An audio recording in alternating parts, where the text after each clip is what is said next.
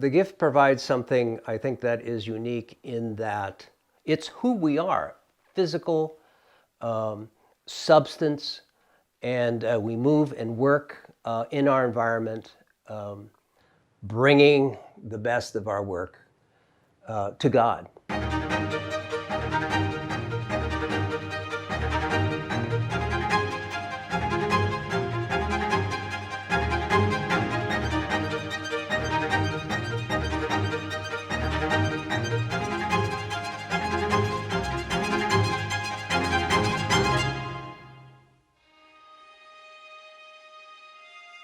The figure is probably the primary metaphor or powerful subject that everyone can relate to.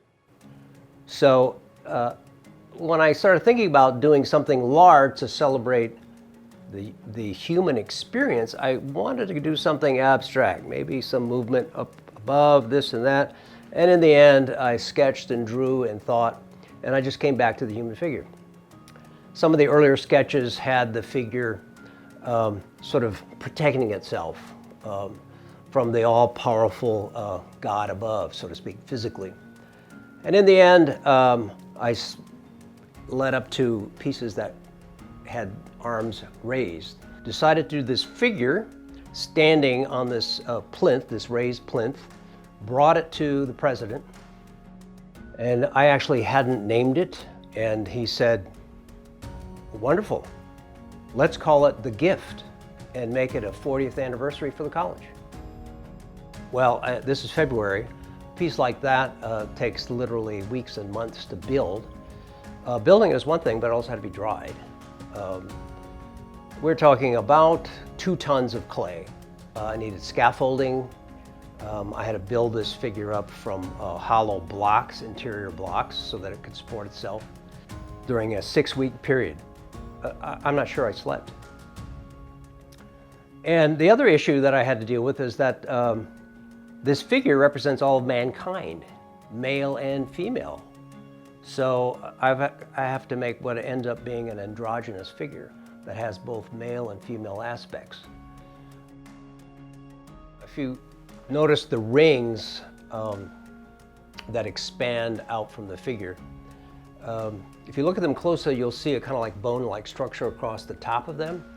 So it represents this, the bones of the structure, the bones of our humanity, the bones of our physicality. There's also this rock-like structure where the figure is part of. The rocks support us. They also hold us back. Within that rock, you may notice a church window. That window is patterned after a church in Blaricum, which is in central the Netherlands. The fact that there is this raised plinth of cement is filled with symbols that are part of the university.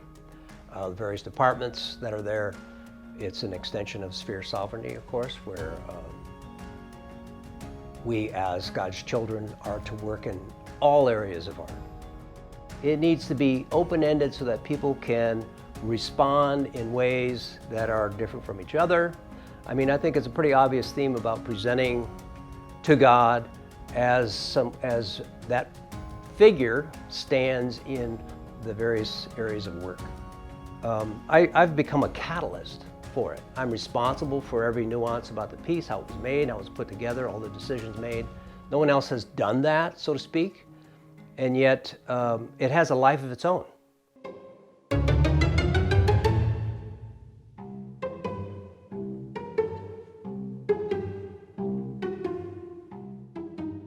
Those arms have supported a number of things like bikes and so forth. Over the years, there have been dozens of alliterations of changes, additions. I love it. I am tickled pink because it means that people are engaging with this piece. And I'm just amazed that this thing has this life of its own, that it's like I'm not even part of it any longer. Art is a product that you need to give it life to. You need to respect it.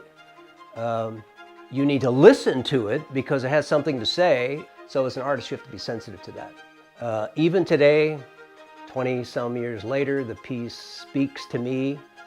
I believe it speaks to others as well. It was fun to make. It was sort of my Sistine Chapel in that I had to push myself.